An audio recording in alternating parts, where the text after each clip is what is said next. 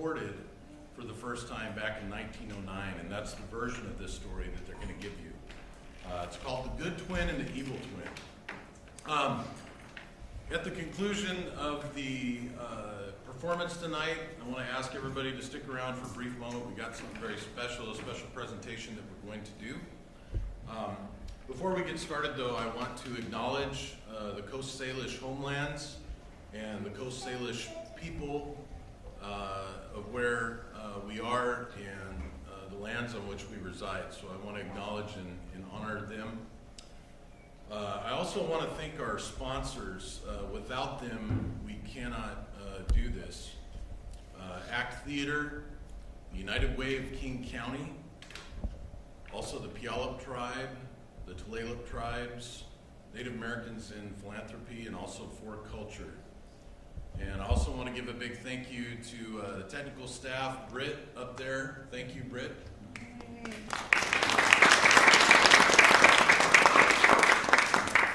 There's a lot of people that come together to make this happen, and so I want to thank each and every one of you also for being here and supporting our youth, empowering them through performing arts.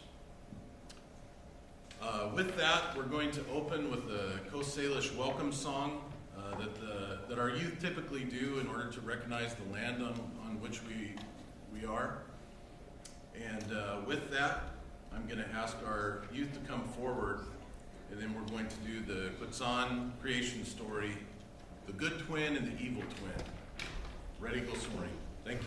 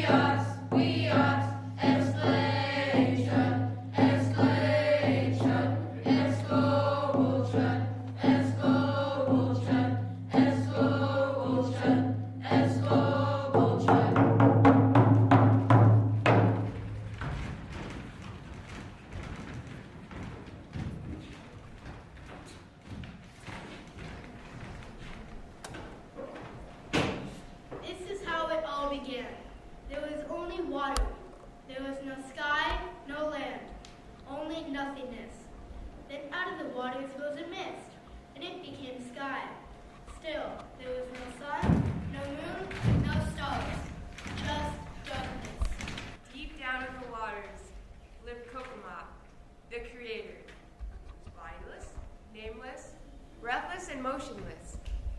And he was two beings. Winds. The water stirred, brushed, and thundered. Out of the foam and spray came the first twin, the good twin. With eyes closed, he rose to the surface. He stood upon the waters and opened his eyes. There he named himself. My name is Quechan, meaning All Father. The waters. There was a second voice. Brother, how do you rise? With eyes open or closed? Bakata was the evil twin, and Kokma wanted to make it more difficult for him to do harm. So he lied to him. I opened my eyes while I was under the water. As Bakata rose from underneath the water, and when he reached the surface, he was blind. Ah! I name you Bakata, the blind one. Now, I shall make the 4 directions. He pointed with his finger and took 4 steps, walking on the water. This is the north. He then returned to center, and in the same manner he made made the west. This is the west.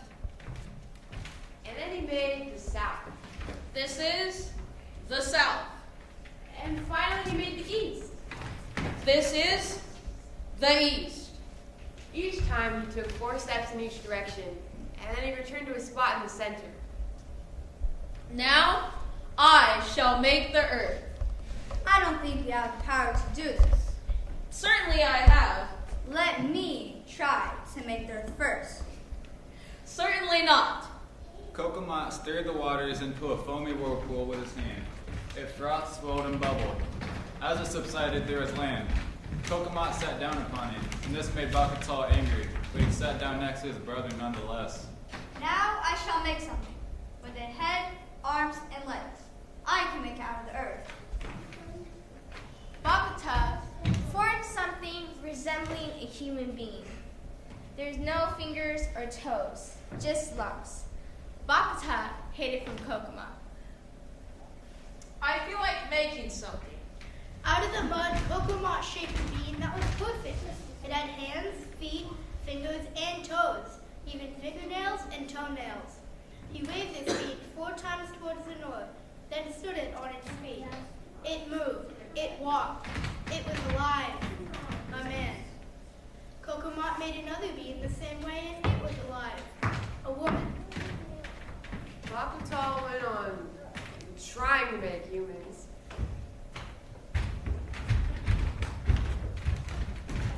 He pieced together 7 imperfect beings out of earth.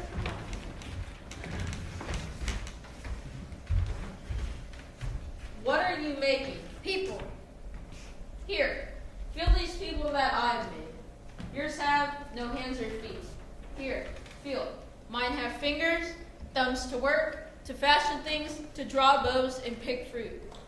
Kokomot examined the beings Bakatal had made.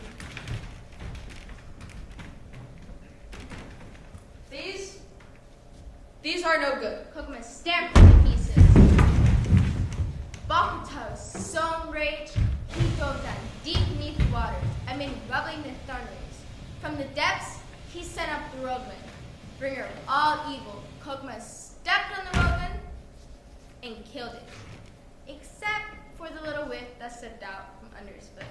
In it was contained all evil, which afflicts people to this day.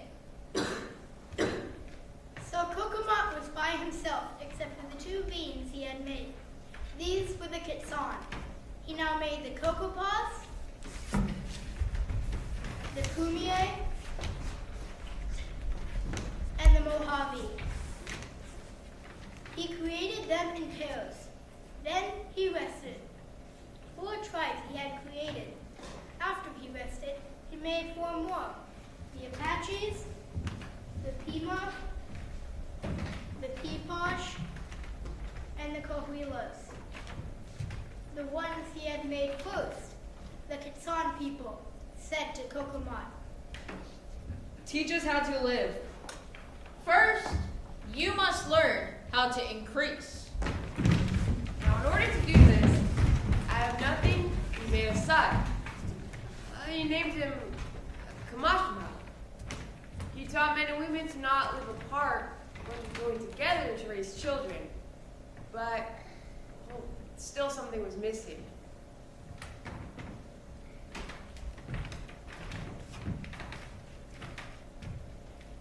It is too dark. There should be some light. And so he made the moon, the morning star, and all other stars.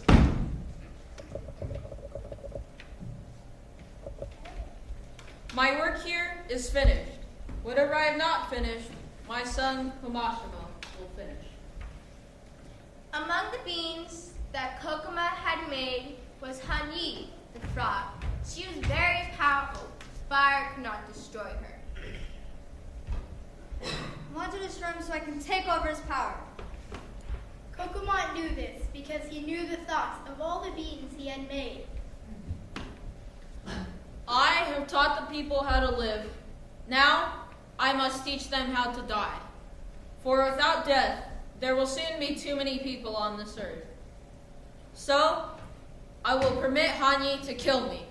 Pani burrowed down underneath the spot where Kokomot was standing, and he sucked the breath out of his body through a hole in the earth.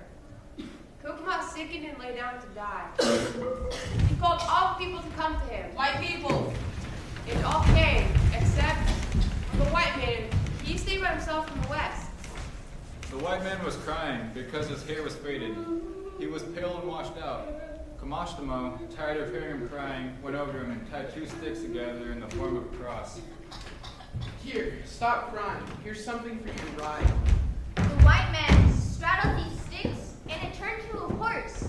So the greedy one was as satisfied for a while, and for the last time, Kokomot taught the people. learn how to die. And he expired. I have to make what my father could not finish. He spat in his hand, and from spittle he made a disc. He took it and threw it up into the sky towards the east. It began to shine. This is the sun. Watch it move. Watch it lighting up the world. Then Kamashitamo prepared to burn the body of his father. But since there were no trees yet, well, he didn't have any wood. So he called out. Wood, come into being. Wood, come alive. Wood, come here to where I stand. Wood came from everywhere and formed itself into a great funeral pyre. Before Kokomot died, he told Coyote something. Friend, be faithful. Take my heart and do what I tell you.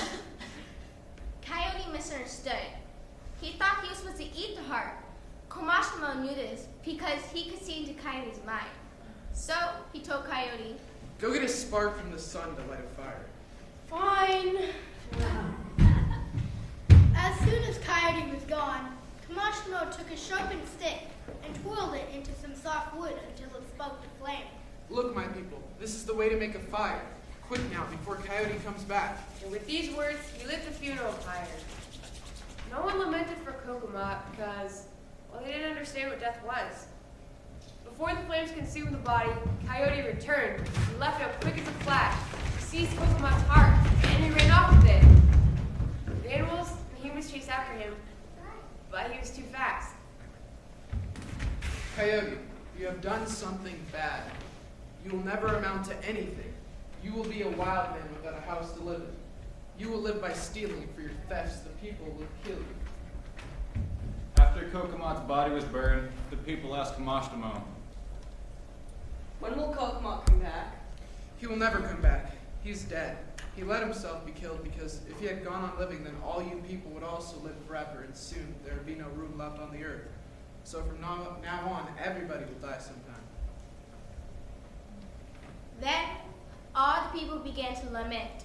They began to cry for themselves and Kokomot. They did not want to believe that he would never come back. And as they sat grieving, they saw a little whirlwind rising from the spot where Kokomot had been burned. What is it? What can it be? It is the spirit of Kokomot. His body died, but his soul is alive. He'll go someplace, north and south, east or west, someplace his spirit will dwell. He'll never tire, he'll never be hungry or thirsty. And though we weep because he has died, Kokomot's spirit will be happy always. And Kamashtamho instructed the people in the nature of death. When you die, you will again be with those you love who have gone before you. Again, you will be young and strong, though you might have been old and feeble the day you died. In the spirit land, the corn will grow, and all will be happy, whether they were good or bad when they are alive. So, death is not something to be afraid of. After they heard this, the people stopped weeping and they smiled again. Kamashitamo chose one man, Marhokubek, to help him set the world in order. Ho! People as a sign you mourn for the death of your father, Kokomot. You should cut your hair short. Then all the people, animals, birds did as they were told. At this time, they looked like humans. These animals and birds do not look well with their hair cut. So he changed them into coyotes and deer, into wild turkeys and roadrunners, into the animals and birds we have now. After some time, Kamashimo let fall a great rain, the kind that never stops. There was a flood in which many animals drowned.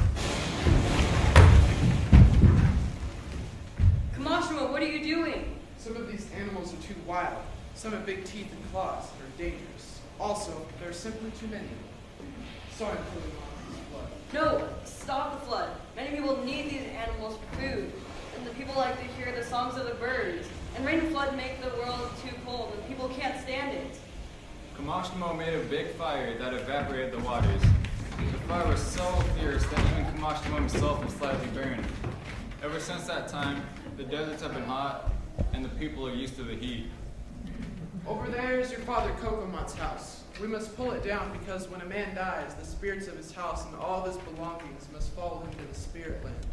People must destroy all things he owned in this life so that their spirits can serve him in the other world. After a man has died, it is not good to look upon the things that he used to own. One sees his house, but he who dwelt in it is gone. One who sees his water, Ola, but it is no longer here to lift it to his lips. It makes people sad. They sicken with grief and longing. Therefore, you people must destroy the house and possessions of those who die. You must move to another dwelling. Also, never mention the name of him who is gone. He belongs to another life, while you must start a new one. And from that time, the Quechan has followed these rules. Kamashtamho took a huge pole, smashed the house of Kokomot, and rooted up the ground on which it stood. The water welling up from the rut by the pole became the Colorado River, and in it, from the beach that Bakapal, the blind evil one, had born. These were the fish and the other water animals.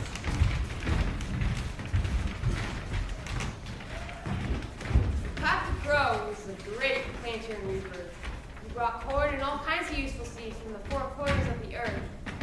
He flew south to the great water, stopping 4 times on the way.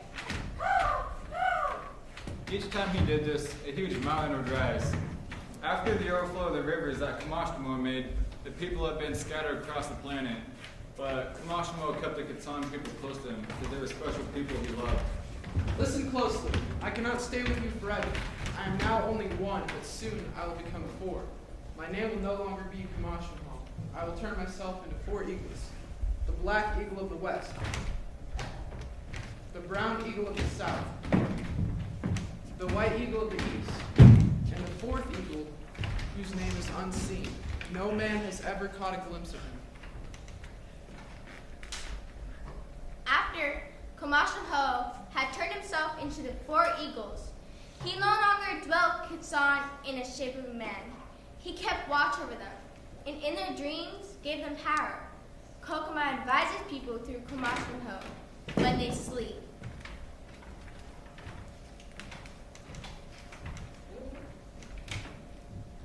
Think of me.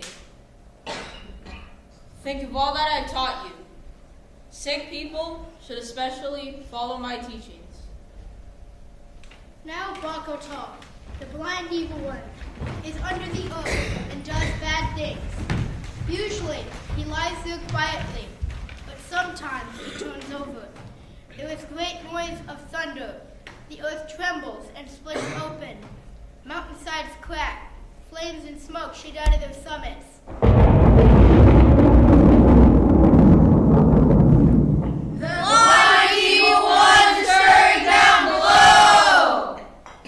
Everything that is good comes from Kokomot, and everything evil comes from Bakotal. This is the tale, how it was, how it is, and how it will be.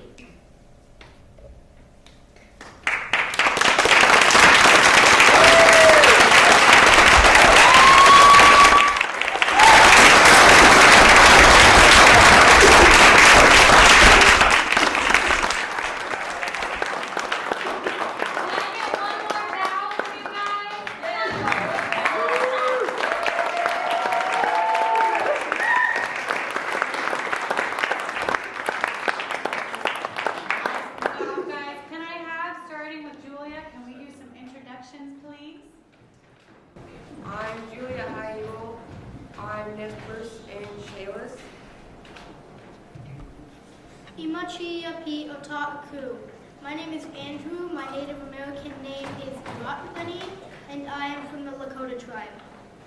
I'm Quechan, Muskogee Creek. Yeah. I'm Nala Garcia, and I'm Cherokee. My name is Isaac Benali Brooks. I'm in 7th grade, and I play Kokomot. I'm Navajo, Southern Cheyenne, and Assiniboine Sioux. I'm Kobe Highbull. I'm Chelos and Nez Perce. Hello everyone, my name's Adara, and I'm 15, and I'm Quechan, Apache, and Yaqui.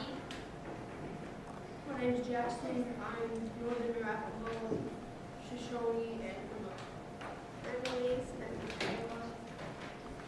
Hello, my name is Wyatt Warren. I am 11 years old. I am from the Arapaho tribe. I am Uncle Bo, Connor, Kevin, Colonial. I am from the Western Tribe. I used to live in Nomad, and I live here. And I'm in 5th grade at Washington School. Hatsa Sapol Teliakin. Hello, my native name is Alboy. My English name is Zeppelin. I am 12 years old. I go to Rosehill Middle School, and I played as Coyote in the play that we just I'm Philip Barehand, and I am here on Navajo, and I am 11. I play one technical. You're the cat. Yeah, I'm just technical. I am Beckham. I'm Kima Navajo. My brother here. I am 12 years old. I'm in 7th grade. I play Marhoka Beck and the Quechan man, dude. And I am Nicole Suyama. I'm 27 years old. I'm the program manager for Radical Soaring currently, and I also directed this show.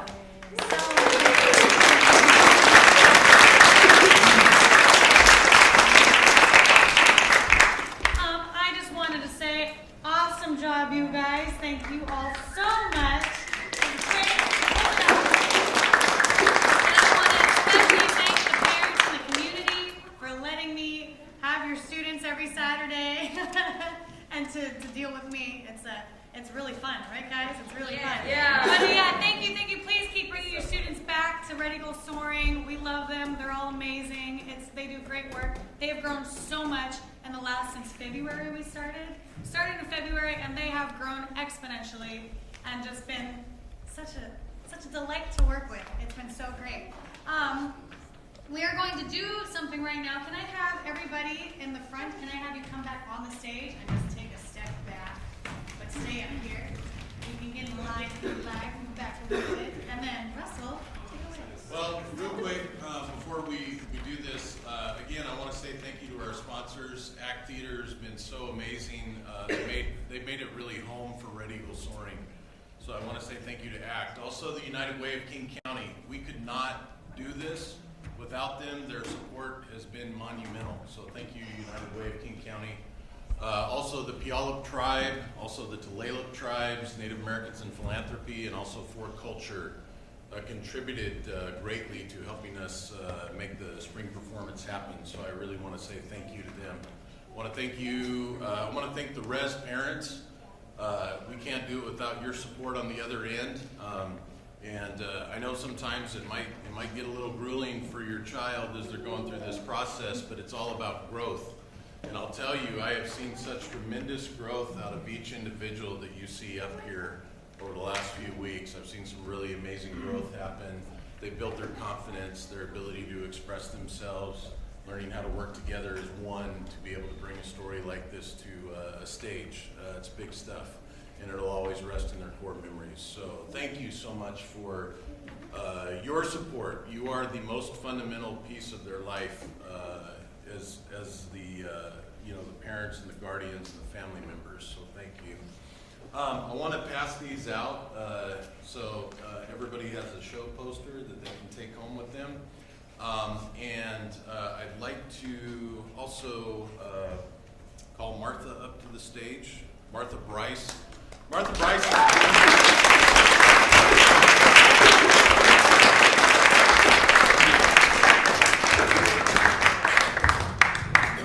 Martha has been with Red Eagle Soaring since day one, back in 1991. And Martha has been huge, not only in guiding the scene, carrying the vision of Red Eagle Soaring forward, but she's also one of the greatest foot soldiers I've ever seen. She's She's there for the rehearsals. She's there. The headshots that you see out there, that's Martha. Martha does that. Martha is such a huge contributor to what we do here at Red Eagle Soaring, aside from being a board member and being one of the co-founders. So I want to say thank you, recognize you. We can come up. And also, Nikki, great job directing. Good job. Can we get another round of applause?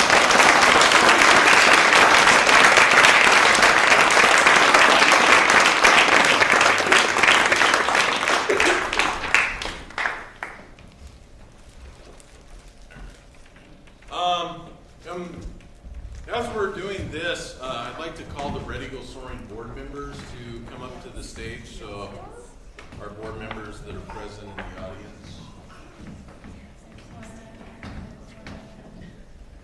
And I think I'm going to put you guys in front. Okay. Right in front. So we've got Daddy. We've got Hannah Franklin, also Megan Jernigan, of course Martha Bryce on our board, Jeff Bearhand, Daddy. There he is. AKA Daddy. All right.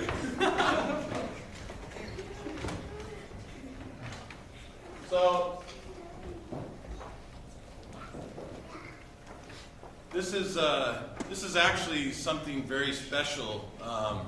Red Eagle Soaring has been talking about doing for a while. And this is only the beginning. This is only a first of its kind. We want to be able to continue to do this, and we are going to be doing this again through the course of this particular year as well. But Red Eagle Soaring's been talking for some time now about establishing a scholarship fund for our youth that are graduating into alumni status. We serve youth ages 10 to 19, and as they transition into their 20s, they're considered alumni. Our alumni recently just basically coined themselves YTT, which stands for Yesterday, Today, and Tomorrow, Urban Native Performing Artists, in which they are kind of the gold standard of Red Eagle Soaring, of what we hope to help all of our youth get to where they're at to achieve, to where they can go on and continue being performing artists in Seattle, throughout the world, and also those that are going on to other post-secondary opportunities like college and other sort of vocational work and those type of things. So, but the board has been really passionate about establishing a scholarship fund, and for the first time in Red Eagle Soaring history, we're able to basically kick that off tonight. So you're here for a very historic moment with Red Eagle Soaring. So with that, I would like to call Daddy. I need Justice Domini. Is she? Justice is over there. Is she over there? Come on, Justice.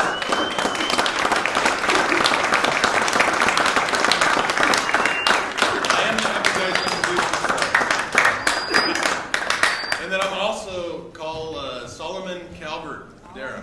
Come on, Solomon.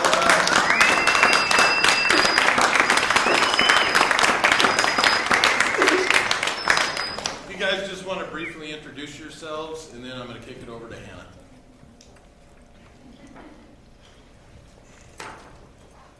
Okay. My name is Solomon Calvert Dara. I've been a part of the RES program for a long time. Started with my brother. We're Choctaw and Seminole from southern Oklahoma.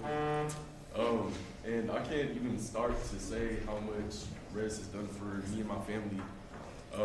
Whether these kids realize it or not, just being in the city and having Native culture be normalized and be a part of our lives, not only together in this space, but just throughout our lives. These are friends we make that last us forever.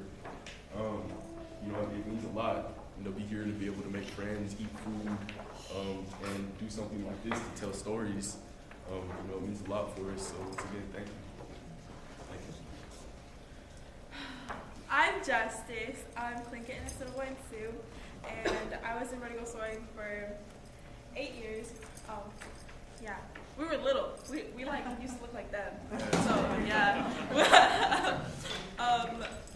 But I think that it's a really good thing that it's still going and there's still kids that are interested and involved, and like, you guys are kind of stuck with each other for the rest of your lives, whether you like it or not. So. Justice is going to, in the fall, is going to University of Alaska Southeast in Juneau. And also Solomon's attending Kalamazoo College in Michigan. We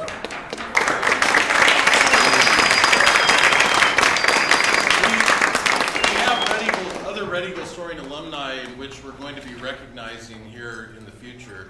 But we wanted to kick it off tonight with Justice and Solomon. So I'm going to go ahead and let Hannah speak.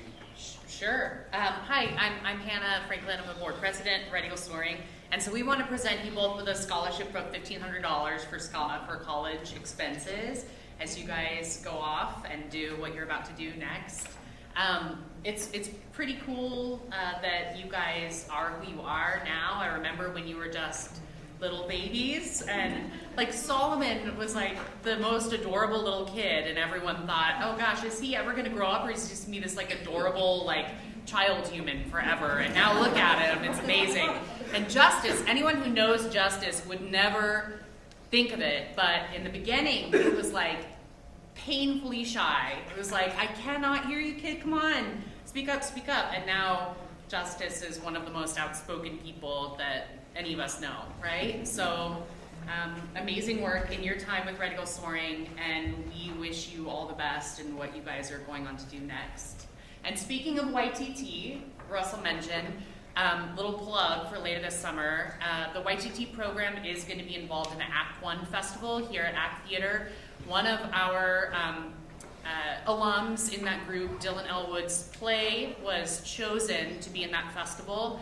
And all of the other like playwrights are all graduating from Yale and NYU, and they're writing for TV right now. So they're all getting flown out from the East Coast to do this festival. He is a playwright in it, and we are saying to everyone at ACT that we're going to do a reading, but we're not. They're going to show up, and it's going to be like full show. Surprise! So come and see Nikki on stage, Marion, Dylan, a bunch of the other alums. If you guys are in town for the summer, let me know. But yeah, cool stuff for the older kids as well. Congratulations, guys.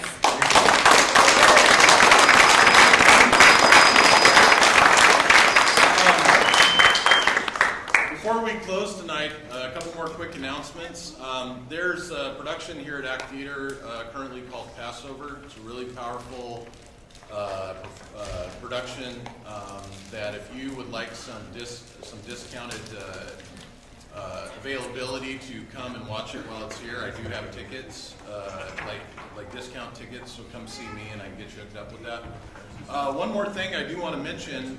On June 29th at the Auburn High School Performing Arts Center, we have a young lady who's Muckleshoot and Tlingit that her name's Sovereign Bill, and she has been a Red Eagle Soaring workshop participant in the past, and she'll undoubtedly be a part of Red Eagle Soaring as the years go on. But we had several youth that early last year that we cut voice auditions for that were present at Red Eagle Soaring. We had a window of just a few days to cut just voice auditions for them.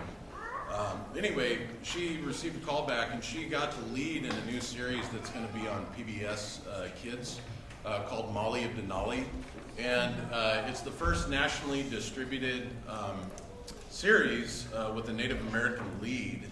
And anyway, it starts to air on July 15th, okay? So she's been going to one of the studios in Seattle and recording on a pretty rigorous schedule to get ready for this.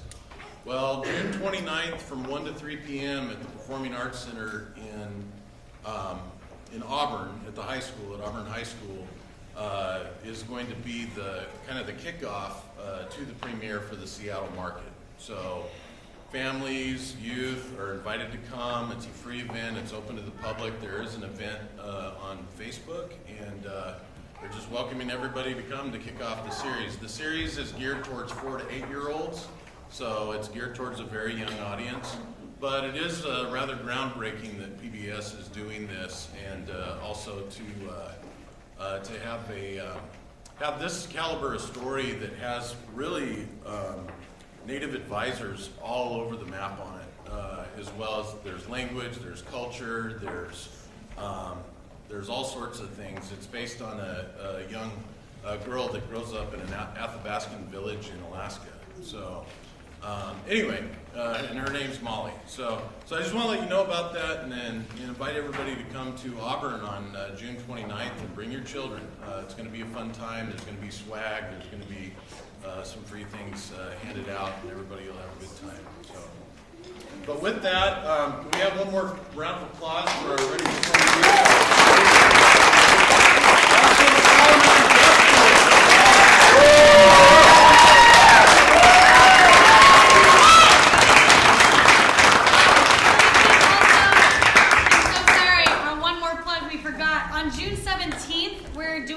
we're joining with Theater Puget Sound and doing a fundraiser.